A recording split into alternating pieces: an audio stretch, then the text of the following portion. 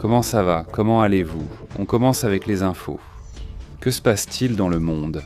Passons aux détails de cette opération qui aurait été menée, selon ce qu'on dit, par les services de renseignement américains et israéliens. Cela vise un général de cette même garde révolutionnaire. Et aussi, un autre détail sur ce qui se passe dans le monde. Merci de nous accompagner. C'est le dernier jour du mois, le 31 mai, et l'année 2026 passe très vite. Dites-nous d'où vous nous regardez, d'où vous nous écoutez. Merci de nous permettre de vous accompagner où que vous soyez. Passons à l'information, passons aux détails. En attendant, mettez un like, partagez. Passons aux détails de ce qui se passe avec ce général qui serait clé pour les opérations iraniennes. Et il se passe des choses à l'intérieur de l'Iran. Et aussi les services de renseignement bougent rapidement, car apparemment il n'y a pas de temps à perdre. Ils sont contre la montre. C'est ce que ce genre d'opération démontre. Passons aux détails, passons à l'information. Merci beaucoup de nous accompagner et nous commençons avec les images du jour, n'est-ce pas? Cette fois-ci, commençons avec cette image. Nous voyons le message de Petro et nous allons le lire tout de suite. Mais cette fois-ci, un tourbillon, une tornade. Qu'en pensez-vous? Soudainement, cela se produit dans une ferme en Chine. Regardez les pauvres petites vaches. Il ne leur est rien arrivé d'autre qu'une frayeur, mais quand même, évidemment, elles ont été très surprises par cela. Je dirais sincèrement que c'est plutôt un tourbillon, pas une tornade, mais cela reste tout de même intéressant. La frayeur qu'ont eue les pauvres petites vaches n'a pas eu de conséquences graves, mais cela s'est aussi produit. Au fait, la journée s'est bien passée en Chine, d'après les rapports d'aujourd'hui, 31 mai. Il y a aussi cette image qui surprend par ce que nous voyons ici en ce moment. Ici nous voyons, d'accord. Ici nous voyons une attaque qui a eu lieu ce dimanche, à Saratov, une région de Russie, dans plusieurs régions en fait, à la raffinerie de Rosneft, qui a été la cible de plusieurs attaques ukrainiennes. Non, pas parmi les principales.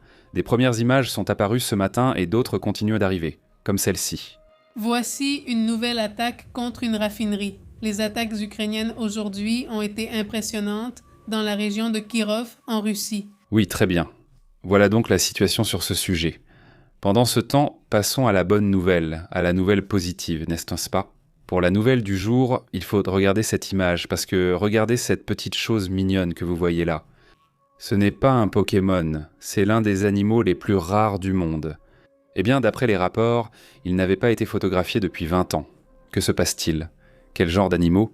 Où? Cet animal, qui est d'ailleurs en danger critique d'extinction, s'appelle le Piccadilly, que beaucoup d'entre vous ne connaissent sûrement pas. Je ne l'ai jamais vu. Il a été redécouvert en Chine en 2014, c'est-à-dire qu'il a été redécouvert en 2014 par un spécialiste de la conservation qui s'appelle Lil Weidong, et depuis 2014, il n'a plus été revu. Il est vraiment trop mignon, ne me dites pas ça, s'il vous plaît. Il faut qu'on le protège. Mais ils viennent tout juste de le revoir après 20 ans. C'est incroyable. Plus de 20 ans, il est parti le jour où il est sorti. Entre ça et ce, comment il s'appelle déjà? Plus de 20 ans. Parmi ces petits animaux qui sont en danger, qu'ils ont retrouvés, et des oiseaux jusqu'aux vers, aux araignées, beaucoup de petits animaux qui apparemment avaient disparu ou qu'on ne voyait plus, réapparaissent soudainement, dans certains cas. C'est une excellente nouvelle, car la nature réserve des surprises. Espérons que nous protégions ce type d'espèce. Ça s'appelle Piccadilly. C'est bien ça, n'est-ce pas? Le nom est joli. Même le nom, le Pokémon là, oui. Mais ça vient du Japon, alors que ceux-ci viennent de Chine. Les Pokémon appartiennent à tout le monde. Celle-ci aussi, une autre des images qui attire l'attention, c'est cette image. Regardez, plus qu'une image, c'est comme une série de tweets qui ont été publiés. Ces tweets apparaissent sur le compte d'un sergent, d'un sergent-major, du chef des forces spéciales des États-Unis. Mais ce ne sont que des publications, c'est tout. Il s'agit d'un discours pro-iranien et, d'après ce que l'on croit, ce général aurait été piraté, selon les rapports. Ce n'est pas le seul, la page Instagram Obama White House vient également d'être piratée avec des images soutenant l'Iran. Ce sujet est impressionnant. Nous voyons encore cette image aujourd'hui, dis-moi, c'est une raffinerie ou quoi? Oui, une raffinerie, c'était dur, l'attaque a été violente. Ces attaques contre ces raffineries sont vraiment impressionnantes. Une autre image qui attire l'attention, ce sont certaines des réactions qui ont eu lieu concernant ce qui s'est passé en Colombie. Écoutons ce moment. Le président de la République vient de s'exprimer clairement sur l'une de ces situations. Il y a. Eh bien, il parle d'un prétendu décalage, et cela fait que Petro n'accepte pas les résultats du premier tour, pour ainsi dire, lors des élections colombiennes. Le sénateur colombien et le vétéran de gauche Iván Cepeda refuse maintenant aussi d'accepter les résultats de ce premier tour. Il accuse des milices d'extrême droite et des conglomérats financiers de manipuler le vote. Et en fait, Petro lui-même a publié ce message. Ce qui a également attiré l'attention aujourd'hui. Gustavo Petro lance un appel, il dit que le dépouillement diffusé n'a pas de force contraignante, et, il fait tout un discours. Le fait est qu'il est frappant qu'il ne veuille pas reconnaître les élections lorsqu'elles ne lui sont pas favorables. Évidemment non. Pour l'instant, les dirigeants internationaux ont appliqué ce qui se fait déjà en ce moment, c'est-à-dire ignorer ce que dit le président actuel, parce que, dernièrement, ils se mettent soudainement à faire ce genre de choses et à féliciter Despriella pour sa victoire au premier tour. Maintenant, il reste un second tour. Merci. Un second tour, il sera évidemment intéressant d'observer ce sujet, mais vous le voyez déjà, ils sont incertains, évidemment à cause du résultat. C'est pour cela qu'ils se mettent sur ce terrain. Ils vont commencer à nier les résultats, non. Et ce n'est pas une question de gauche ou de droite, c'est quelque chose qu'on voit très souvent dans certaines démocraties. Pour ainsi dire, que ce soit Donald Trump, que ce soit Petro ou n'importe qui d'autre. Non, il y a ces pays qui sont différents, il faut le reconnaître, par exemple, au Chili, par exemple. Quand la gauche a perdu cette fois-ci, ils sont immédiatement sortis pour reconnaître les résultats et j'ai aussi vu cela en Uruguay. Il y a des pays avec beaucoup de maturité démocratique, mais dans d'autres pays, ils font un petit pas en arrière et au moins certains politiciens, je ne dis pas tous, mais certains politiciens. Évidemment, il y a un communiqué dans lequel l'agence iranienne Notitia Smer affirme qu'après ce qui semble avoir été une série d'attaques réciproques entre les États-Unis et l'Iran. Les forces aérospatiales de la garde révolutionnaire, en réponse aux récentes attaques des États-Unis, visent la base aérienne, possiblement Al Izalem au Koweït. C'est une information en cours de développement. Le Koweït affirme actuellement repousser une vague d'incursions de drones. On peut donc dire en ce moment qu'une attaque de l'Iran contre le Koweït, contre une base américaine, est désormais confirmée. Soyez vigilants à ce sujet, car l'affaire n'est pas close. Nous allons parler de ce sujet dans un instant. C'est-à-dire, c'est comme ça change constamment, et cela a été publié il y a à peine quelques minutes. Sinon, cela aurait pu être le titre principal aujourd'hui, mais nous allons l'analyser. En attendant, parlons de cette opération qui a été menée par les services de renseignement israéliens et américains. Nous n'allons pas entrer dans ce détail.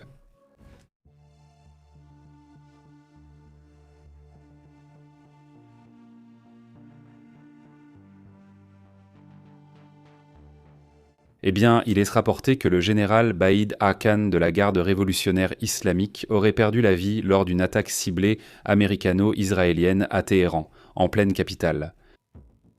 Hakan, ce général, supervisait les importations d'antennes paraboliques pour la chaîne d'État iranienne IRIF et gérait des contrats avec des organisations telles que Khatam al-Hanabiya, liées à la garde révolutionnaire iranienne. Autrement dit, nous parlons d'opérations impliquant même de hauts gradés. Des opérations comme celle de ce général continuent d'avoir lieu en ce moment, menées par les Américains et les Israéliens. Exactement, les services de renseignement du Mossad continuent de fonctionner malgré la pression des États-Unis sur l'Iran, malgré ces accords.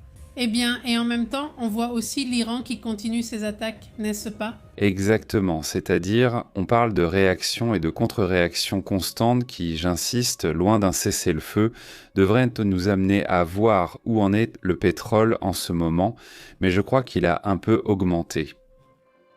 Rien de vraiment spectaculaire, mais par rapport au prix de vendredi, il aurait un peu augmenté par là. Voyons si on peut l'afficher à l'écran, il aurait augmenté, c'est ce que ça m'indique là. Voyons, oui, voilà.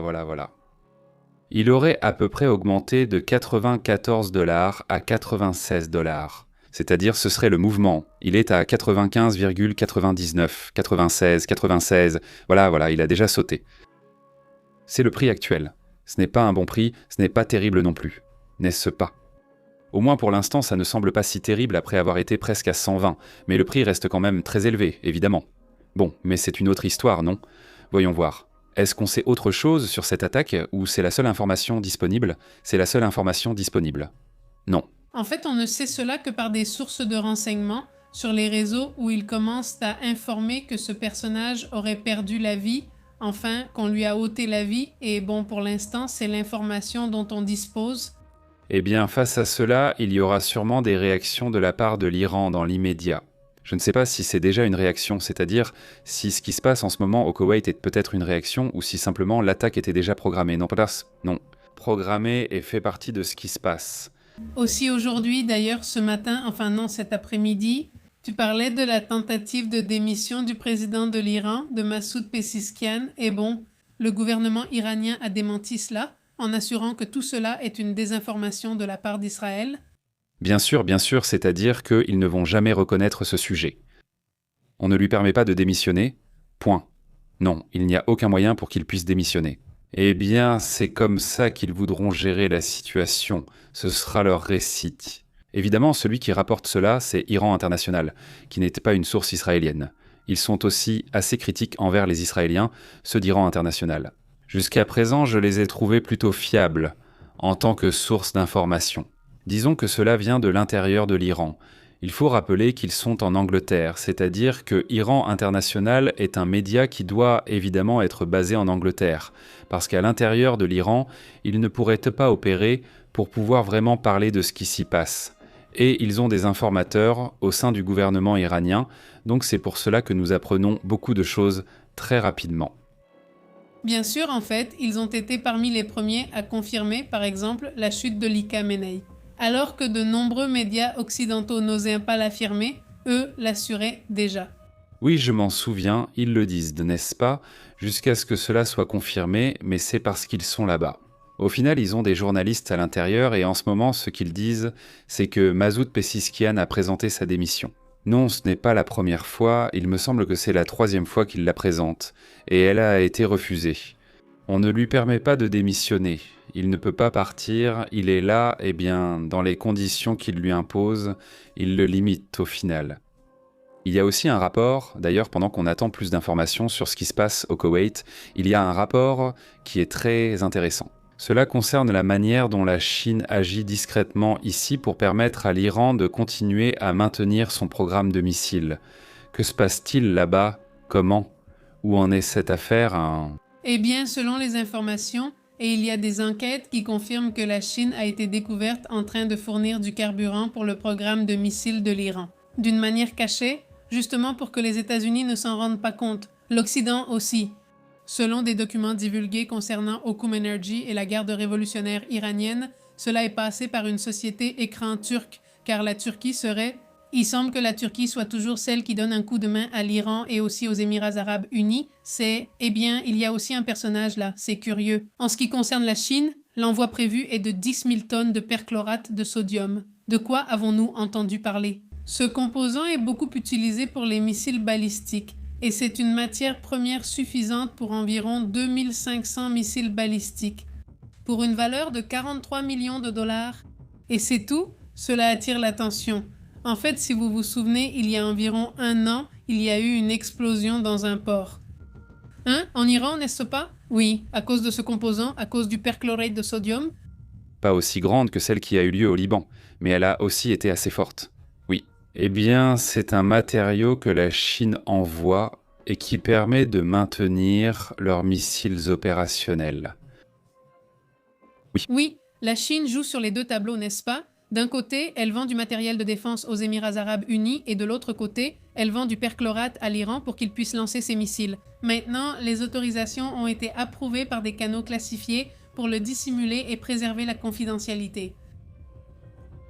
Confidentialité. C'est donc une opération menée par le gouvernement alors que les États-Unis négocient avec l'Iran au sujet des armes.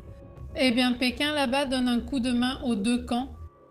Confidentialité, il négocie avec les 2 parties, comme la Chine l'a toujours fait. Salutations, comment vas-tu? Rocio Davila, Martin Gutiérrez, grand salut. On me demande ce que je pense du Venezuela. Un malaise existe, il réclame des élections et un changement plus rapide, dit Martin. Salut à toi, Martin. Il est définitivement nécessaire qu'il y ait des élections, vraiment, et que les résultats soient respectés. Un grand salut aussi à MT, comment vas-tu? Il dit Même les médias sur Facebook s'en sont pris à elle car elle n'a pas fait son travail. Salutations MT, comment vas-tu? Tapatia Plus, salut. À Guillermo Nyong'o et à toute la communauté qui arrive, un grand merci de nous accompagner. Il y a, et bien d'autres sujets aussi importants. Quelque chose d'autre sur ce sujet? Non, rien de plus. Passons à d'autres sujets.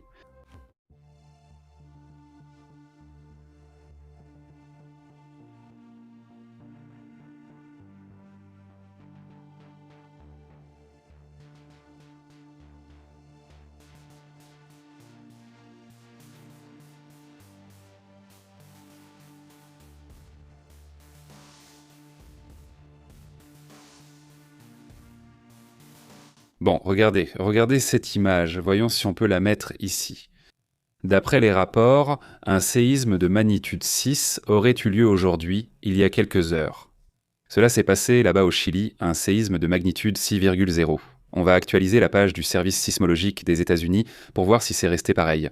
Oui, eh bien c'est resté comme ça, c'est resté à 6,0 et un grand salut à toute la communauté qui nous regarde depuis le Chili.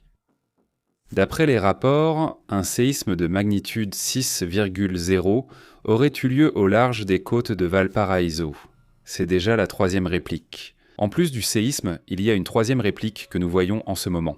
Ce sont des répliques d'une magnitude de 4,9 comme celle-ci, avec une profondeur de 10 km. Celle-ci est de 4,4 avec une profondeur de 10 km.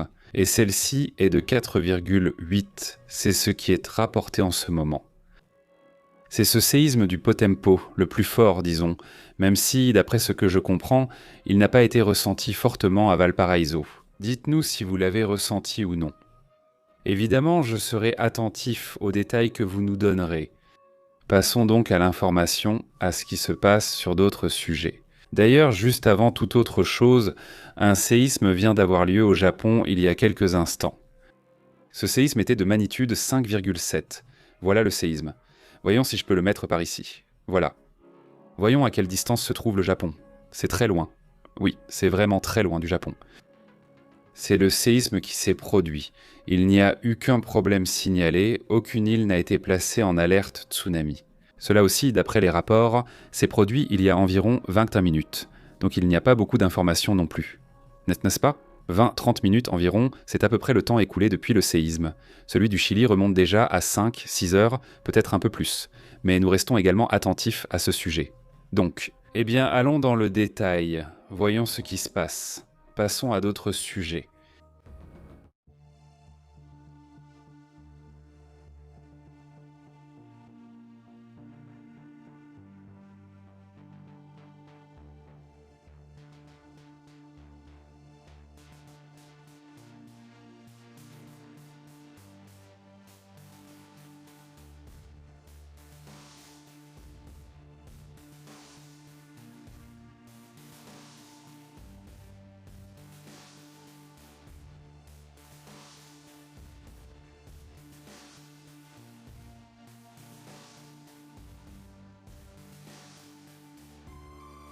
Bien, passons aussi aux autres sujets importants.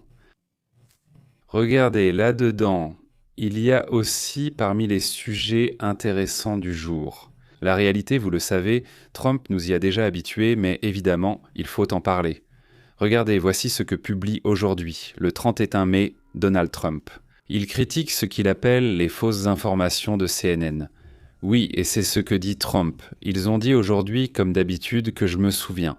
Nucléaire avec l'Iran, il ne parle pas du nucléaire, alors qu'en réalité, il est très clairement établi que l'Iran n'aura pas d'armes nucléaires.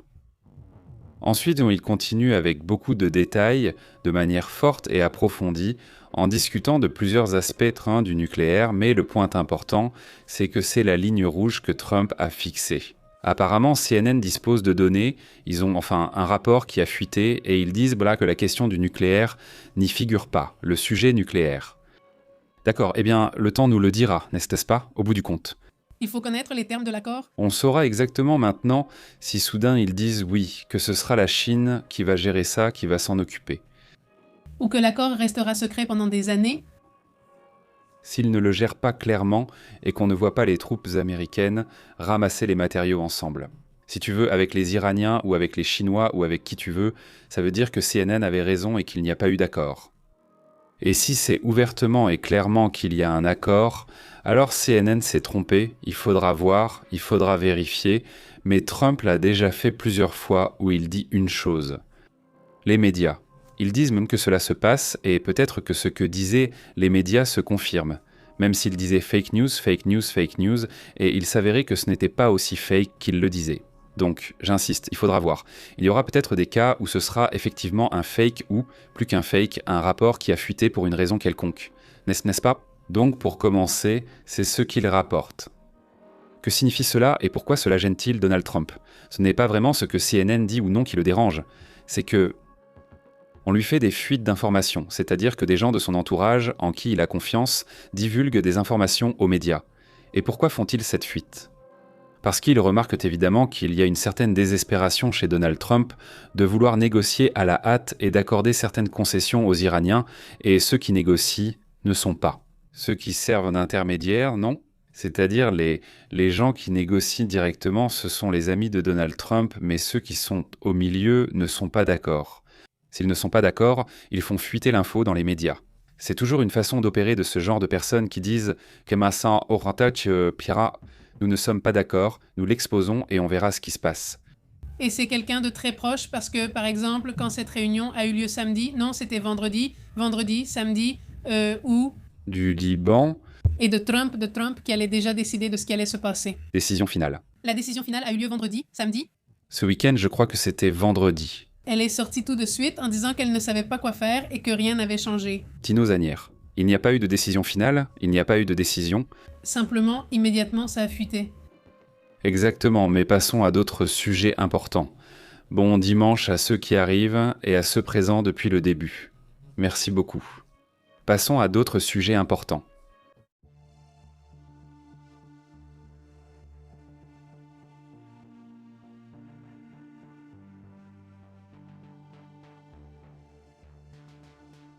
Des images de ce qui se passe au Koweït commencent déjà à arriver, on va vérifier ça tout de suite et voir ce qu'il en est à ce sujet. Parce qu'il y a des attaques de l'Iran contre, encore une fois, un pays du Golfe et contre une base américaine. Cette semaine, ils attaquent cette base pour la deuxième fois. Et Trump n'en a pas parlé, tu as vu, il n'a rien dit sur l'attaque au Koweït. C'est-à-dire qu'il y a une attaque au Koweït où il y avait des soldats américains et des sous-traitants qui ont été légèrement blessés.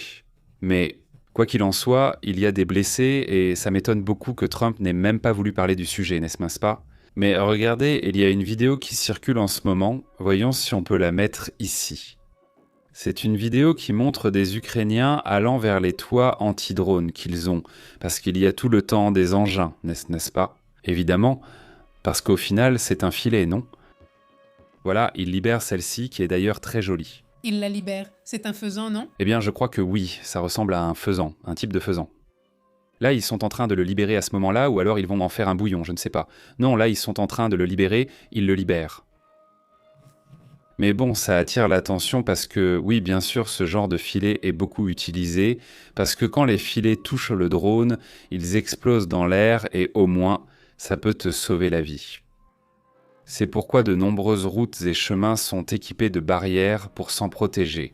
Des drones russes, dans ce cas, donc, eh bien, on voit aussi ces sortes de filets de camouflage. Tu sais, ces filets qu'ils mettent au-dessus des chars de guerre russes et des véhicules blindés. Et ça, eh bien, c'est une façon d'opérer, mais malheureusement, oui, cela a un impact sur la nature.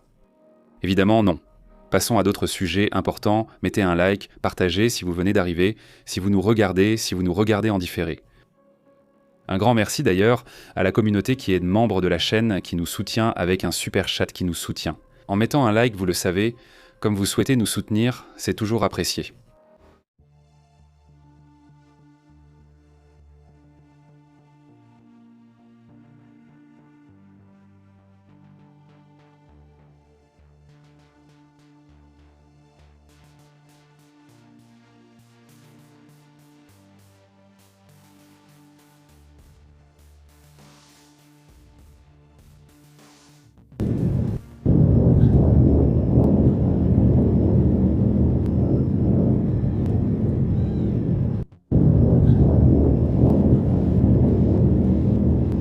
Eh bien, ce sont les premières images qui circulent en ce moment sur ces missiles qui seraient lancés sur le Koweït. Et en fait, on observe et il y a une alerte qui est donnée par la défense des États-Unis. Que se passe-t-il? À 6 heures locale, l'Iran a lancé une attaque de missiles balistiques sur le Koweït, visant probablement les forces américaines. En réponse à cela, le CENTCOM à 6h15 confirme qu'il mène des attaques contre des sites de radar iraniens ainsi que des centres de commandement et de contrôle pour les drones qui, ont été utilisés au début de cette semaine. Donc, ils ont commencé maintenant et disons c'est un échange de tirs, comme on dit, n'est-ce pas? Eh bien, c'est vraiment impressionnant cette affaire. Et donc, cette carte que tu me montrais ici, qu'est-ce qui se passe? Mais en ce moment, la garde révolutionnaire d'Iran a également annoncé que son attaque avec des missiles balistiques contre la base aérienne Ali al-Salam était en représailles à une attaque aérienne des États-Unis qui a touché une tour de télécommunication sur l'île de Sirik. C'est celle qui est là avec ce petit point ici, regarde ici. Aïe, aïe, aïe. Voyons voir, je crois qu'on n'arrive pas à voir. On n'arrive pas à voir, voyons. On n'arrive pas à voir. On peut le voir sur l'image ici. Et cela a été réalisé environ 1 heure avant le lancement des missiles. C'est-à-dire, la première attaque a eu lieu sur l'île de Sirik et l'attaque contre Cuba est essentiellement la réponse à cette attaque des États-Unis contre Sirik. Sirik, voyons, alors qui a été le premier?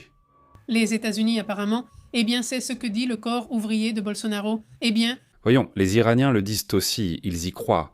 Mais ils affirment que les États-Unis attaquent à Sirik, n'est-ce pas? 1 heure plus tard, ils lancent les missiles. Et 1 heure plus tard, alors l'Iran répond en tirant sur le Koweït. Quoi qu'il en soit, ces 2 attaques s'étirantes sont censées avoir lieu. Celle du Koweït est déjà mentionnée par 2 pays, c'est-à-dire elle est mentionnée par l'Iran et par le Koweït. Et puis les États-Unis aussi, donc 3 pays la mentionnent.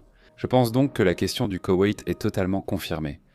Et pour ce qui est de Sirik, eh bien disons que selon les Iraniens, cette attaque est en train de se produire, ce qui ne me surprendrait pas non plus. C'est-à-dire vu la situation actuelle. Donc il n'y a pas vraiment de cessez-le-feu. C'est-à-dire qu'ils éliminent un général à l'intérieur de l'Iran grâce aux renseignements israélo-américains. Je pense que cela attire beaucoup l'attention et qu'il s'agit déjà d'attaques avec des missiles balistiques et des drones, du moins d'après les rapports actuels. En fait, celui qui passe par là, l'image au début, eh bien c'est un missile, ce n'est pas un drone. Donc ce sont les missiles qui laissent cette traînée. Oui, les drones ne laissent pas de traîner. Exactement. Alors bon, autre chose à propos de ce sujet? Non, rien d'autre. Nous verrons comment cela évolue au fil du direct. Allons-y. Exactement. C'est évidemment en cours de développement. Un énorme salut à mon homonyme José Zaraté, aussi à ma chère Tapatia Plus. Comment vas-tu, Tapatia? Comment ça va? Salutations Tapatia. Salutations Tapatia. Salutations à Gabriel Durán Castro. Également un énorme salut à Marcela, à Francisco Arce. Je ne sais pas si nos amis chiliens ont déjà commenté comment était le séisme, s'ils l'ont ressenti ou non. Salutations, dit ma mère. Salutations, elle dit que tu ressembles à sa cousine Astrid. Elle te regarde à la télévision. Et en plus Astrid aussi, c'est fou. Je veux dire non, je crois que c'est à sa cousine. Et voilà, je pense que c'est tout. Et elle le fait. Elle te regarde à la télévision depuis Tijuana. Salutations à Tijuana. Salutations, Hugo. Comment vas-tu? Merci beaucoup, les cousines sont vraiment très jolies. Bonjour. Merci beaucoup, vraiment, merci beaucoup. C'est si nice. Oh oui, il est beau. Oui, bien sûr. Il dit, Nina, comment vas-tu? Dans la vie, Noël, Noël, dans la neige et sur le sable. Il dit, joyeux Noël, joyeux Noël, joyeux Noël, Nina. Voilà. Mercedes, comment vas-tu? Bonjour, Mercedes. Bonjour. Sol Garcia, comment vas-tu? Mercedes, à Tijuana. Sol Garcia, d'où nous écris-tu? Sol, je vais perdre le fil d'un coup. Salutations chaleureuses à toute la communauté. Eh bien, écoutez, à un moment donné, pour moi, le printemps ressemblait plus à Noël qu'à autre chose. N'est-ce pas? Tu te souviens que je t'ai dit? J'ai dit que ça ressemblait plus à Noël à cause du temps? Non, maintenant il fait même chaud. La chaleur revient. Regarde, elle arrive. Encore une fois, une grosse vague de pluie arrive au Mexique. Regarde. Ne t'inquiète pas, il y en aura jusqu'au 3. D'accord, abordons ce sujet dans un instant. Tu veux? D'accord. Oui, allons-y maintenant, car il semble que tout sera encore très vert à l'arrivée des gens du mondial. N'est-ce pas? Je ne sais pas, l'eau les a emportés. Salutations. Bon, passons à d'autres sujets importants. Pour continuer avec la situation au Moyen-Orient, il y a actuellement un ministre de la Défense intérimaire en Iran, n'est-ce pas? Il insiste qu'il y aura des événements, ce qui a été affirmé avant le Koweït et la situation actuelle. En ce moment. Mais aujourd'hui, il fait un rapport dans lequel il insiste ou promet qu'il y aura des surprises si les négociations n'aboutissent pas ou si elles stagnent. Et je le mentionne surtout parce que le ministre de la Défense n'apparaît presque jamais. Enfin, ça m'a paru étrange.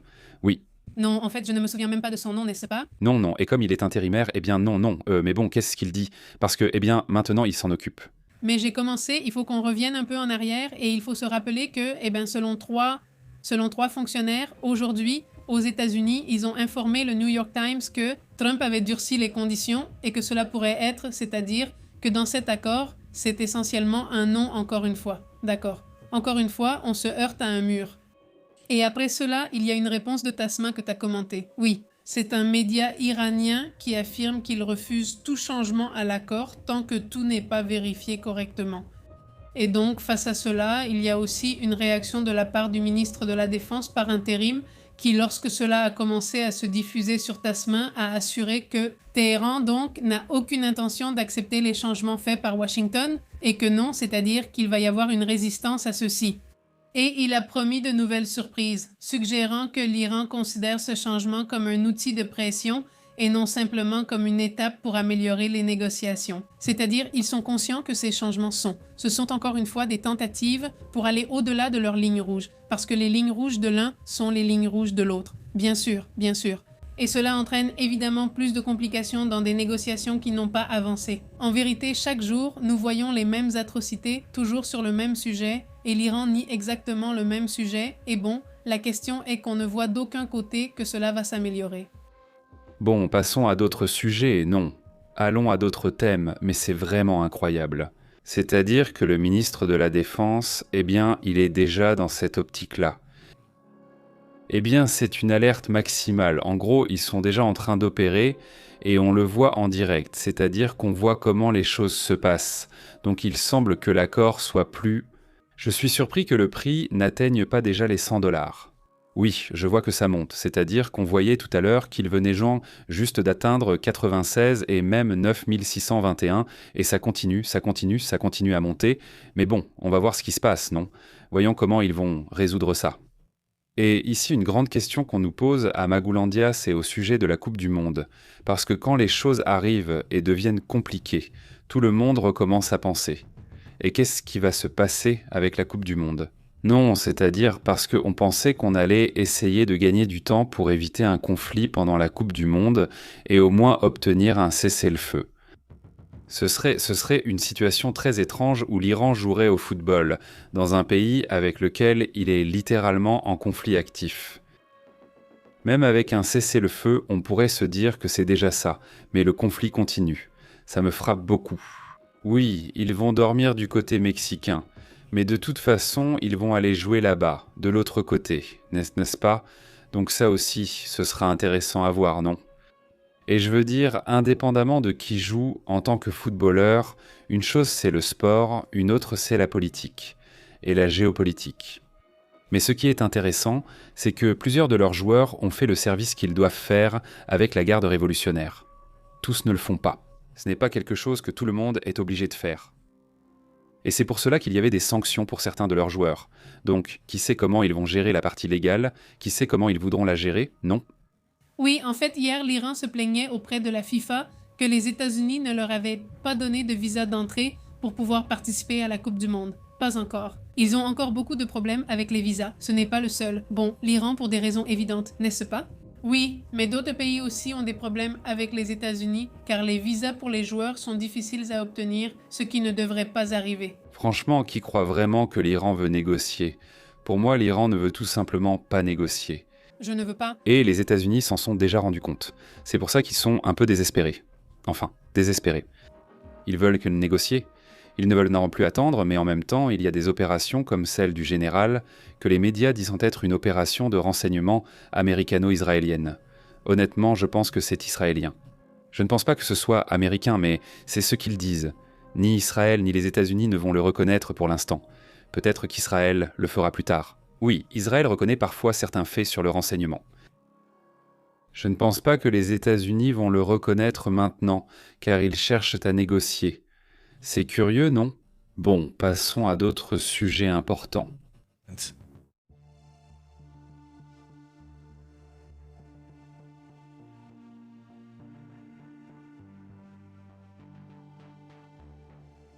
Je veux que vous preniez en compte ce qui suit pour les amis qui sont au Mexique, aux États-Unis, en Amérique centrale et en Amérique du Sud. À quoi ressembleront les 15 prochains jours côté pluie ? Je ne veux pas trop détailler le rapport, tenez-en simplement compte. Et que vous preniez en compte cette information. Vous avez déjà vos propres météorologues, vos propres événements dans vos pays ou dans vos régions localement. Mais cela attire mon attention et c'est quelque chose d'intéressant. C'est même préoccupant. Pour certaines régions qui vont recevoir des quantités excessives d'eau. Regardez par exemple cette zone au centre du pays, c'est vraiment trop d'eau. Nous parlons ici de la région entre Veracruz, Tuxtepec, Tehuacan, toute cette zone jusqu'à Puebla. Disons la quantité d'eau qui arrive ici. Ce que nous voyons là, c'est la quantité d'eau qui va tomber en 15 jours. Ce n'est pas en un seul jour, mais même ainsi, c'est beaucoup de pluie. Ou très pluvieux. Ça va du 1er au 14 juin, c'est tout ce que je peux voir. C'est la quantité d'eau qui va tomber sur le pays. Sur ce que c'est. Regardez, même pour nous, ce n'est pas mal. Je veux dire, c'est pas mal, mais ailleurs, c'est 72 mm, et je le vois. Je me considère chanceux avec 72 mm en 15 jours, mais 300 mm dans certaines zones, comme par exemple Veracruz, Tehuacan, Puebla, par là-bas. Eh bien, c'est pas mal de pluie. Donc, surtout. Par exemple, vers Guadalajara. Oui, vers Lázaro, vers le Michoacán, vers Manzanillo. Je dis que vers Guadalajara et toute cette zone vers l'ouest, disons, eh bien non, il n'y a pas tant d'eau que ça. Tu sais, certaines régions du pays ont des problèmes. Par exemple, aussi pour la ville de Mexico, on va signaler plus de 100 mm d'eau, 147 mm d'eau, là où il y a des risques d'inondation, de flaques d'eau et tout ça. Faites attention, si vous vivez près de l'une d'elles. Enfin, tu sais, non ? Donc, préparez-vous, les amis qui vivent dans des zones à risque. Préparez-vous et restez attentifs, car pendant 15 jours, les pluies seront très actives. La côte du Pacifique s'annonce très arrosée, et ce n'est pas seulement pour le Mexique. Et je te dis ça parce que c'est vraiment beaucoup d'eau. Mais par exemple, du côté de la Floride, non, on envoie d'un salut à Cardan, ça fait très longtemps que je ne l'ai pas vu. Bref, un grand bonjour. J'espère que vous allez bien. Il doit sûrement être en train de travailler, et je le remercie toujours parce que, quand il peut, il se connecte aussi. Bon, eh bien, toute cette zone, disons, du sud-est des États-Unis, on parle depuis le Texas, on parle du nord-est, non, pas du nord-est, des États-Unis, c'est-à-dire vers New York, voire encore plus au nord, c'est-à-dire les États des Grands Lacs, tout ce qui est l'Illinois, le Michigan, etc.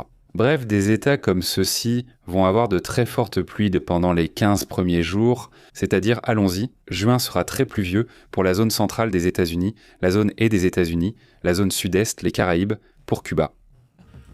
Sur tout le sud, le centre et le sud du pays, même jusqu'à une partie du nord pour le Mexique. Il y aura aussi des pluies, là où il l'a indiqué. Là où il n'y a pas de pluie, il n'y aura pas une seule goutte. C'est essentiellement là-bas pour nos amis de Californie, de la Basse-Californie, de la Basse-Californie du Sud et du Sonora. Sonora. Avec des températures extrêmement élevées, allant jusqu'à 45 degrés. C'est incroyable, non ? Il fait très chaud. Que disent-ils d'autre sur la Basse-Californie ? Comment ça se passe là-bas ? Eh bien, tout le reste du Pacifique aura aussi des températures assez élevées, entre 35 et 45 degrés. Mais pour le Mexique en particulier, du 2 au 4 juin, de fortes pluies sont attendues et vont se maintenir sur une grande partie du Mexique. Cela est dû aux ondes tropicales.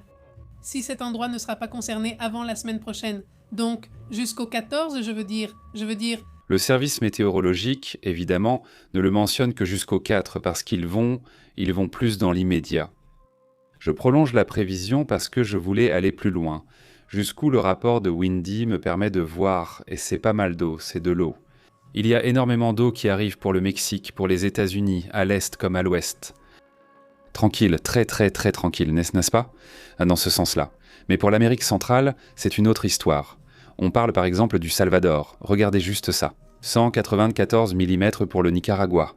Pour. Eh bien, en fait, toute l'Amérique centrale, pratiquement toute l'Amérique centrale, risque par moments de fortes pluies. Ce ne sont pas 15 jours de pluie évidemment, mais pendant les 15 prochains jours, à un moment donné, les probabilités de pluie sont très élevées, n'est-ce pas ? C'est pareil pour l'Amérique du Sud, le Venezuela, la Colombie, le Suriname et le Guyana. Même une grande partie du nord et du centre du Pérou connaîtra des pluies ou des risques de pluie. Important. Le nord de la Bolivie aussi. Paraguay, regarde des pluies. Je pense que ce sera aussi une bonne nouvelle pour le Paraguay. pour l'Argentine, pour le Chili, surtout pour le nord de l'Argentine, tout comme pour le nord de l'Uruguay et le nord du Chili. Aussi avec plus de probabilité de pluie intense, surtout au Chili. Pas mal de pluie. Regarde, c'est plutôt le centre et le sud du Chili. Pas le nord du Chili. Le nord est toujours plus sec et ils ont généralement moins de pluie. Le centre et le sud du Chili, là oui. Pas mal de pluie, non ? Ça aussi. Bon, alors en laissant ce sujet de côté, bien sûr, qu'en est-il des pluies ? Juste rapidement, pour nos amis qui nous regardent là-bas en Espagne. Très calme. Les 15 premiers jours commencent avec peu de pluie et sûrement beaucoup de chaleur, parce que ça a été comme ça, non ? Ou vous voyez ça aussi ? C'est-à-dire c'est seulement pour demain, le 1er juin, et bien vers le sud, au moins ils auront 36 degrés Celsius. Au moins dans une grande partie du sud, une partie du centre aussi. Ils seront autour de 30 degrés. Un peu dans le nord aussi, mais dans la partie sud, vers l'Andalousie, il fera très chaud en Espagne. Oui, ça aussi. Eh bien non, il n'y a pas de pluie ou on n'attend pas de pluie importante pour les 15 premiers jours, mais oui, c'est ça.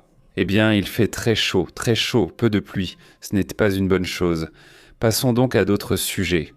Allons aux commentaires.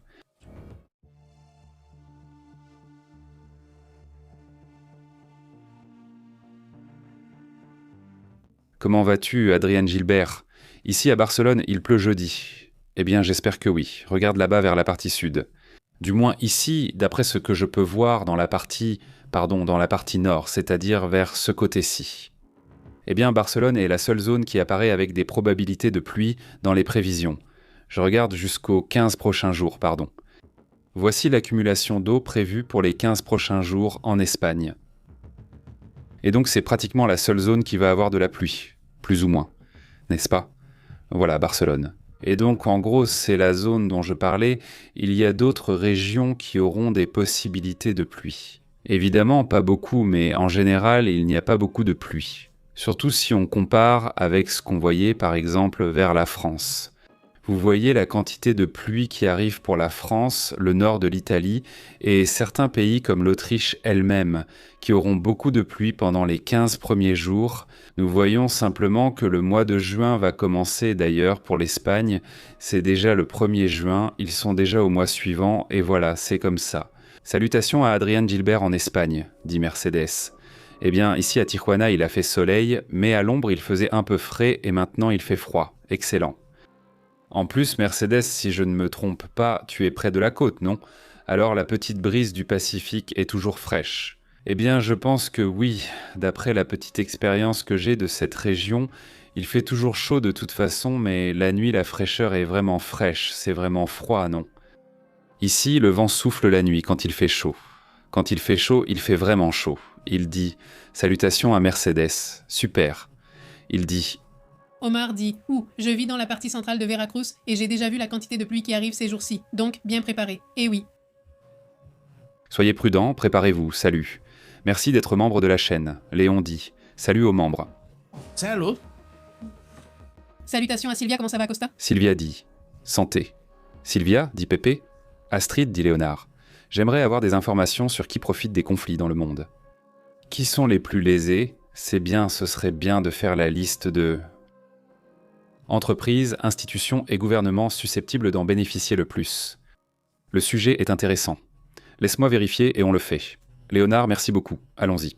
Dit Rosalinda Morales à Mexico. Il n'a plus que 2 jours, il n'a pas plu et il y a beaucoup de soleil. Et Martin Gutiérrez sur la lune bleue. C'est aujourd'hui, demande Martin. Oui. Eh bien, on te laisse, je ne sais pas. On vérifie Luzanina et si l'excès de chaleur doit monter sous forme de vapeur, alors il y aura un excès de pluie. Ça a toujours fonctionné comme ça. Salut Nina. Salut Nina, comment vas-tu ? Bonjour à Rocio Davila, comment vas-tu ? Et elle dit aussi comment vas-tu ? Magulandia dit que ça va. Bielsa n'a battu personne. C'est un romantique. Nous avons besoin d'un entraîneur uruguayen en dehors du dernier tiers du terrain. Il parle football. Bonjour Magulandia, bonjour Adrien Gilbert. Comment vas-tu, Adrien ? Adrien, quoi de neuf ? Miguel Magulandia, Nina. Qui est-ce actuellement ? Je parle des figures connues du football, il y en a sûrement ici. Qui sont, disons, le top 3 des entraîneurs qui sont à la Coupe du Monde en ce moment ? Donc, ceux que tu dirais sont les meilleurs coachs, les meilleurs entraîneurs ou le meilleur staff technique qu'on ait. Voyons s'ils nous donnent l'information. Cela me surprend. Certains pays ont surpris. Hier, il parlait en mot du Japon et de son évolution. Est-ce grâce à de bons coachs ou pour une autre raison? Ils sont très disciplinés. Les pauvres. Qui d'autre est-ce là-bas? Il disait simplement le Maroc, c'est tout. Eh bien, je parle des pays qui ne sont pas les habituels, comme l'Espagne, l'Argentine ou le Brésil. Donc, salutations à ceux-là. Comment vas-tu? Très bien. Il dit Carletto Ancelotti. Ah, je ne sais pas qui est Carletto Ancelotti. C'est ce Carletto Ancelotti, n'est-ce pas? Ce serait l'un d'eux. Allez. Qui d'autre? Salutations à Sema Andrade, comme cette semaine, et Roble dit qu'il pleut tous les jours à Cuba. Salutations. Il est un entraîneur du football italien, mais l'Italie ne s'est pas qualifiée, comme dit aujourd'hui. Salutations, Roberto. Ou peut-être que c'était l'italien, je ne sais pas, il va être à la Coupe du Monde, ou comment ça se passe. Il est là, silencieux. Mon pire coup de soleil était à Los Cabos. J'adore, mais après avoir marché 3 rues jusqu'au centre commercial, je n'ai pas pu dormir à cause de la douleur du coup de soleil que tu dis. Pour moi, le pire coup de soleil que j'ai eu, c'était à Durango.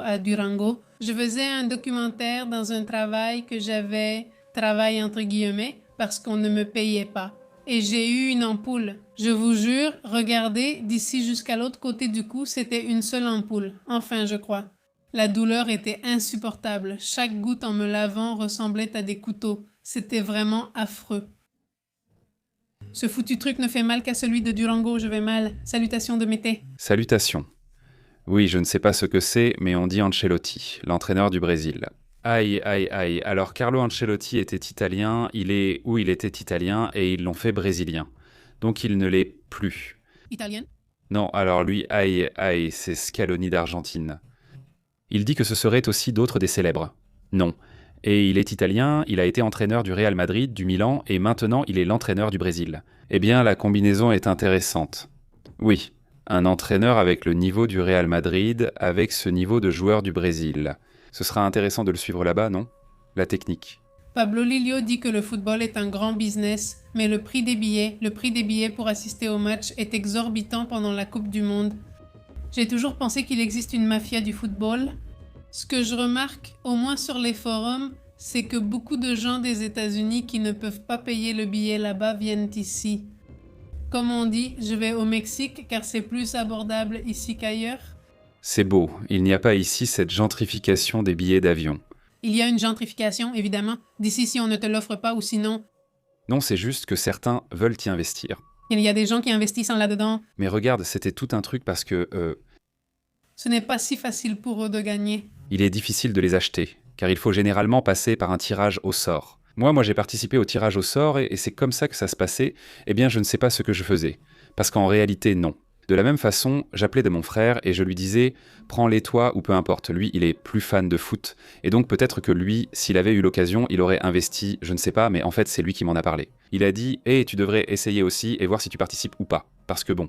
Qui va gagner? Moi, je n'achèterais pas... Enfin, allons, c'est difficile de les gagner du premier coup et lui aussi a dit non. Enfin, personne que je connaisse. Moi, du moins, jusqu'à présent, à ma connaissance, ils vont aller à la Coupe du Monde. Le papa de Novak dit, une blague de famille, « Avec quoi tu joues, mon fils? Avec ce qui me sort des couilles. Je n'aime pas que tu parles comme ça. Eh bien, ne m'achetez plus de Kinder Surprise. » Eh bien, il joue avec ce qu'il veut, c'est-à-dire... Littéralement, il me semble qu'il l'appelle Magoulandia, mais maintenant je comprends pourquoi le Mexique n'est pas champion du monde. Ils ne sont pas fans de foot au Mexique ou qu'est-ce qu'ils mettent dans les tacos. Ils sont super fans de foot ici au Mexique. Nous sommes des passionnés. Super fans de foot, nous sommes des fans de foot. Mais la majorité... Dans notre cas, en particulier, nous ne sommes pas tellement fans de foot. Ce sujet ne nous a pas vraiment attirés, mais bon, voilà. Moi, je préfère les Jeux Olympiques, sincèrement. C'est-à-dire, et là, je ne les rate jamais, et ici, on est là toute la journée, on a les Jeux Olympiques à la télé toute la journée. Et les enfants aussi, tu te rends compte qu'on est toute la journée sur ce sujet, surtout l'athlétisme. On regarde tout ce qu'on peut. Oui. Mais celui-là, non. Pas nous, en tout cas. Même celle d'hiver. Oui, même celle d'hiver aussi, oui. Mais par exemple, oui, eh bien, de bons amis et des membres de la famille, passionnés, tu n'as pas idée, vraiment, et super passionnés de football, de leurs équipes favorites et de l'équipe nationale. Pas tellement, tu vois, parce que avant il y avait un peu plus de passion pour l'équipe nationale. Oui, c'est agréable quand ils y vont, mais plus maintenant, ils critiquent davantage l'équipe nationale. Ce passionné de football préférerait voir les Tigres ou le Sanchez. C'est-à-dire celui que tu veux, ils sont passionnés et donc ils les suivent et tout ça. Mais aussi par exemple, si tu regardes, comme beaucoup de mes amis, avec nous, oui, ils se découragent. Quand l'équipe va mal depuis 2 ou 3 saisons, c'est comme si on commence à voir, un certain découragement, non ? On voit qu'ils font des efforts et jouent, mais ils ne le ressentent plus. J'adore le football, mais je ne suis pas fan d'équipe ou de personnalité. Donc tu aimes le football en général, le sport, non ? C'est super ça. Merci Emma. Pépé dit, c'est bon, j'ai déjà visité la carte, sa carte OXO. Merci beaucoup Emma. Un grand merci Emma à toute la communauté qui veut nous soutenir de différentes manières. Dans la description, il y a plusieurs façons de le faire. Évidemment, la plus utilisée est le super chat, qui se fait ici. Ou bien l'adhésion, c'est vraiment apprécié. Et il y a aussi d'autres moyens, n'est-ce pas ? Sylvia dit, elle me dit à moi, je n'aime pas le football, j'ai beaucoup d'ennemis en Argentine. Ici, moi, ils sont fous de football. Ça me surprend à quel point les Argentins sont passionnés. Je l'ai surtout remarqué grâce à l'humoriste Lucho, à cause de Lucho Meillera, parce que beaucoup de problèmes de couple sont liés au football, parce que le mari va jouer le week-end et on ne le voit pas du tout du week-end. Enfin, c'est très étrange pour moi. Salutations de Marcella. Salutations à Cebola Bonita. Maintenant, ce n'est pas pour nous, dit-elle. Oh, Pépé, mets une photo, s'il te plaît. Oui. Je cherche l'équipe nationale espagnole de cricket. Ils ont une équipe de cricket, waouh, dit Adrian. Une photo de l'équipe, voyons aussi s'il y a un dialogue, volé à Francisco Arce Garcia. Les Argentins et les Brésiliens, eux, sont vraiment passionnés de football. Au Mexique, moins. Eh bien oui, si on le mesure comme ça, oui, bien sûr, au Brésil, surtout, c'est vraiment énorme, n'est-ce pas, Panterita ? On a battu l'Australie, on vient de battre l'Australie, tu vois, même dans ma tête, Panterita. C'est fou. C'est fou, c'est un match amical, j'imagine. Il dit « Fais-le pour l'équipe nationale. Pendant 4 ans, on l'insulte, mais le 11 juin, on sera encore là, réconcilié avec l'équipe. » Ha ha ha, oui, c'est vrai. Jusqu'à ce que, salutations à Martin, il dit « Quand j'étais au Mexique, dit Martin, il y avait beaucoup de fanatisme pour le football américain au Mexique, ça dépend d'où tu vas. » Oui, non, c'est très répandu. Oui, à Mexico, c'est énorme. Dans le sud aussi, à Guantanamo, c'était exagéré. Où ils le sont, non, oui. Ça m'est arrivé aussi, oui. Oui, là-bas, ils font aussi du rugby. Oui, du rugby. Ils font même du rugby, oui. Mais à cause des Italiens... Non ? Oui, parce qu'il y a beaucoup de monde qui vient, beaucoup d'Italiens, mais aussi beaucoup de gens de Mexico qui s'y mettent. Donc oui, il y a beaucoup de passion pour le football américain. C'est fou, c'est ce qu'ils regardent le plus quand il y a le Super Bowl et tout ça. Merci beaucoup, Papa de Nova. Comment ? Merci, Papa de... Un énorme salut. Merci beaucoup pour ce super soutien. Merci infiniment. L'histoire du cricket est vraiment géniale, n'est-ce pas ? Eh bien, l'espagnol, je m'y intéresse ici grâce à Adrian, non ? C'est que beaucoup de gens comme maintenant... Oui, parfois ce sont des amateurs, enfin non, parce que évidemment le cricket en Espagne ne se joue pas, mais il y a évidemment une grande communauté arabe, non ? Et donc ils ont formé une équipe amateur. Regarde ce que dit ce journal sportif. Il dit « L'Espagne rêve de la Coupe du Monde de cricket avec des joueurs amateurs et un seul sponsor. » Évidemment, non, il n'y a pas de sponsor pour ce genre de sport. C'est très bizarre, ce n'est pas courant en Espagne. Il dit « Oui, il y a un seul blond, deux blonds, voyons, 1... 2, 3, 2, et... Ils ne les ont pas mis juste pour qu'on dise que c'est d'Espagne. Que c'est diversifié, que c'est inclusif. Il dit « L'équipe nationale espagnole de cricket est au Royaume-Uni affrontant le plus grand défi de son histoire, la possible qualification pour la Coupe du Monde de cricket qui se déroule en Inde et au Sri Lanka. En 2026, organisée par le Conseil international de cricket, l'ICC.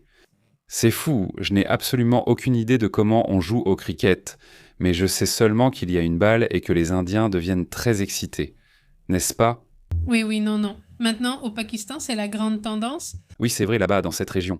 Eh bien, ils ont même eu un président qui était un athlète de comment ça s'appelle ? De cricket, n'est-ce pas ? Oui.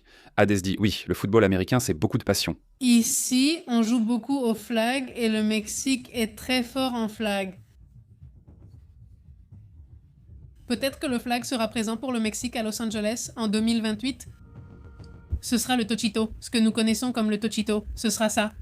Mais oui, bon, je me souviens maintenant que Pépé dit que la NFL, par exemple, c'est pour ça qu'ils ont fait venir Bad Bunny au dernier Super Bowl, non ?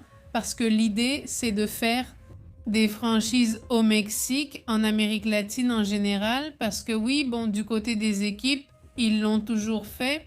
Vous voyez que certains font 1 ou 2 matchs ici au Mexique parce qu'ils se sont rendus compte qu'il y a beaucoup de potentiel, non? Oui, oui, oui, en termes de clientèle et de marché. À l'UNAM, le football américain existe depuis des décennies. Des films de l'âge d'or du cinéma montrent déjà des matchs, que ce soit ceux de l'UNAM ou de football américain. C'est-à-dire le football américain se joue au Mexique depuis très longtemps, même si ça ne paraît pas ou que ça ne semble pas très mexicain. Mais oui, n'est-ce pas? Enfin, je veux dire, c'est là, on va voir. Si les Pakistanais jouent au cricket, qui est anglais, Le baseball aussi, le baseball, ici c'est pour beaucoup de communautés, ça marche très bien. Là-bas oui, c'est plus au centre et au sud, au nord il y a les sultanes. Et je parle aussi de Sonora, Sinaloa.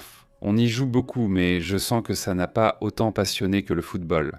Rublox dit « Ici au Mexique, le football est déjà un business éhonté et sans âme », dit Rublox. Et ici, Adrian Gilberto Gilbert est un reflet de la société. Au fait, le blond vient d'Écosse ou d'Irlande. Cette Sylvia, c'est-à-dire, elle encourage ainsi beaucoup de divorces à cause du football là-bas en Argentine. C'est fou, je ne sais pas, quand j'entends les problèmes, je me dis que c'en est déjà un, donc il y en a déjà. Il y a déjà des hommes, au moins ceux qui participent à cette émission. Tu te dis que ce n'est plus normal que le football passe avant ta partenaire et tes enfants. Enfin, ce n'est plus normal. Ce n'est pas normal. Salut à Karim Karel, qui dit qu'en Argentine, il y a peu de passion pour la Coupe du Monde politique de football. Oui, Et parce que c'est à cause du problème de la crise économique, dit Karim. Non, que... Oui, c'est comme une déprime. Bien sûr, oui, oui. salutations Karim, énorme salutations aussi à Miguel Martin. Merci beaucoup, un grand merci Miguel pour le super chat. On te salue. Salutations à Macal, À Macal. la deuxième terre des habitants de Monterrey. Salutations, dit-il, à la communauté des Pepenautas de Macal. Excellent, Miguel Martin, un grand bonjour et merci pour ton soutien à toute la communauté qui se trouve au Texas, une communauté qui a grandi avec le temps. Un grand bonjour à tous ceux qui nous regardent là-bas. Salutations. Panderita dit « Je suis très normal », dit-il. D'accord, d'accord. D'accord, Panderita, dit Magoulan. C'est bon à savoir, dit-il. Ici aussi le football est une maladie, mais le terme footballero signifie être un gagnant et le Mexique, eh bien... Le Mexique est respectueusement quoi, Magoulan? Panderita dit « Je suis une femme passionnée par le football. Je suis très normale. » C'est la deuxième partie, je crois. Oui, oui. Oui, d'accord, d'accord. Il dit que s'il y a beaucoup de mordus de football, il n'aime pas trop non plus. Il dit « Karim, regarde Karim. Salut Karim, tu es l'un des rares en Argentine. » Salutations à Leonardo, il dit « Je me demande si les joueurs de football pourraient faire une grève pour que la guerre se termine. Non, non, ça n'arrivera pas. » Oui. Oui, non, non, non. Enfin, je veux dire, en fait, ce qui pourrait arriver, c'est que ce soit l'équipe nationale d'Iran, non? Ou que certains joueurs sélectionnés là-bas refusent d'où soudainement, protestent contre le régime ou autre, mais je trouve ça difficile actuellement. Je crois que c'est lié à ce qui s'est passé en Australie. Où sont-ils allés? Les filles, De football? celles qui ont voulu s'enfuir au final, eh bien les... Comment ça s'appelle? Elles ont été victimes d'extorsion. On a fait du chantage avec leur famille. Je crois qu'il n'y en a qu'une ou deux qui ont pu rester, mais toutes les autres avec quelqu'un qui les surveillait, en gros un garde. Non? Oui. Qui ne les a pas laissés s'échapper du tout. Voilà la raison. Plusieurs qui avaient demandé l'asile en Australie sont quand même rentrés parce qu'on menaçait leur famille. Donc je pense que cette équipe qui vient d'Iran, j'imagine qu'ils sont déjà bien menacés. Je ne pense pas qu'on va leur laisser la moindre opportunité. Il dit des films de Cantinflas jouant au football américain. Tu te rends compte, ce Magoulandia, c'est Fao. Vic dit qu'on soutient l'Argentine car c'est le dernier de Messi, mais certains pensent que le Portugal peut gagner. Donc entre l'Argentine et le Portugal a de grandes chances. Il y a aussi, évidemment, l'Espagne, non? Alors, qui d'autre? Il y avait 4 équipes qui apparaissent le plus dans les IA et tout ça. Il dit oui, en fait j'ai vu le match États-Unis contre Sénégal. Ils ont marqué un but pour les États-Unis et il était hors jeu. C'était très visible. C'était visible pour tout le monde. Quelques minutes plus tard, ils ont changé le tableau sans prévenir et comme si de rien n'était, vraiment pathétique. C'est fou. Oh là là. Pablo dit « Moi je n'aime pas le football et les fans m'énervent. Aujourd'hui, je m'inquiète quand une équipe perd. Les fans deviennent violents dans et hors du stade. Salutations Pablo. » Salut Pablo, comment vas-tu? Salutations à Martinez en Argentine et au football pour la migration italienne. Oui, ils l'ont vraiment dans la peau. En plus, Une fois, on a vu un très bon documentaire sur, tu te souviens, sur les groupes de supporters. C'était sur les groupes de supporters en Argentine. Non, c'était d'ici, de Monterrey, à une époque où les Rayados avaient un groupe de supporters très fort. En fait, un des jeunes, assez connu d'ailleurs, a même perdu la vie dans une de ces bagarres. Et après les matchs, mais il parlait comme de comment l'excès de passion pour le football est lié aux pays ayant des problèmes économiques. C'est-à-dire, comme si toi, tu canalises ça là-dedans. Tu canalises l'énergie et la frustration dues à l'économie de ton pays vers le football, par exemple. C'est une catharsis pour ceux vivant dans des pays aux nombreux problèmes économiques, comme on le constate dans certains pays où les gens sont très passionnés. Il y a des problèmes économiques, ou bien ils appartiennent à un groupe en particulier qui a un problème économique. Ouais. Tu te souviens de ça? Oui, bien sûr. Non? Et tu te souviens comment s'appelle le documentaire? Le documentaire? Oui, je m'en souviens. Zapatero dit que les bijoux sont un héritage. Oui, j'ai vu que c'était un héritage. Ils viennent sûrement de Cléopâtre, non? Eh bien, impressionnant, je les ai vus. Je ne les avais pas vus, ces petits bijoux, enfin. Oui, elles ont l'air anciennes et tout ce que tu veux, mais j'imagine qu'avec ce genre de bijoux, je suppose que selon les lois là-bas, il faut les déclarer, je suppose, je ne sais pas, mais normalement c'est comme ça. Surtout que tu parles de choses vraiment très précieuses, non? On parle, enfin, j'ai vu quelques vidéos d'analystes de bijoux et bon, c'est quand même une fortune, non? Ce que valent ces petits bijoux, disons, non? Des bijoux hérités, soi-disant, non? Parmi les favoris figurent l'Espagne et la France. Et parmi ceux qui n'ont pas encore été champions, mais pourraient trop le devenir, il y a le Portugal, non? Ce serait une première dans son histoire. Santé, dit Patane. À ta santé. Il dit aussi qu'on lui a même laissé des héritages. Oui, je sais, non. Des héritages partout. Salut. Il a engagé une secrétaire fan des Chivas, dont le mari soutenait l'América. Quand l'América gagnait, ils ne se parlaient plus. Comme le mari était chauffeur, il m'emmenait, je me retrouvais au milieu, dit-il.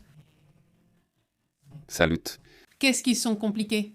Néry Salazar, comment vas-tu? Excellent. Oui, d'ailleurs, les protestations politiques sont interdites lors des matchs de la FIFA. Pendant les matchs, on ne verra rien. En dehors, qui sait? Oui, tout cela est très réglementé. Bon point. Allons-y les gars. N'oubliez pas que nous sommes sur WhatsApp, sur Telegram, c'est là que vous recevez toujours les notifications. Et nous sommes aussi sur Facebook, X et Instagram. Je vous embrasse, portez-vous bien, passez une excellente fin de mois et que tout se passe très bien pour vous en ce mois de juin. Voyons quelle surprise ce mois nous réserve, n'est-ce pas? Nous interrompons votre programme. Toile. Merci d'être à l'écoute de la vérité. Ceci est... Pépé en direct, la vérité est intense, pure. L'insolite est réel, pur. Ici, nous l'analysons avec une perspective globale. Ne reste pas à l'écart, branche-toi sur la chaîne. Pépé en direct, aux commandes du signal. Pépé et Astrid, disant la vérité. Un journalisme sans filtre, ici ça se respecte. Active l'alerte, ne perds pas le fil. À la prochaine. Oui, monsieur. Nous faisons l'appel. Abonne-toi. Pépé en direct dans la place. Abonne-toi.